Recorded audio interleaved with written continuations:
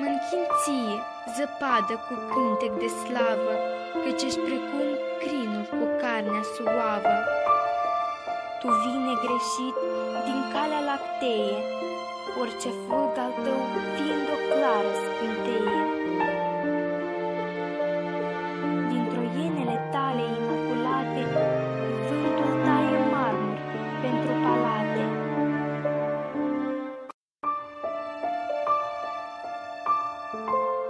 Singurătatea noastră înnegrită de nori, o faci dintr-o dată grădină cu flori.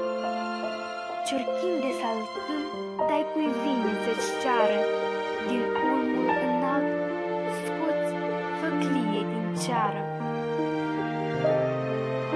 La gât, ca la păstori, le pui albă oiță, pe fete le încunun cu flori de lămâiță. Pe arbori, pe drumuri, pe câmpuri, pe case, presari în roiuri fluturi de sticlă și mătase. Slavă ție, nea de peste creste cărunte, căci ai gând cinstit ca mireasma de munte.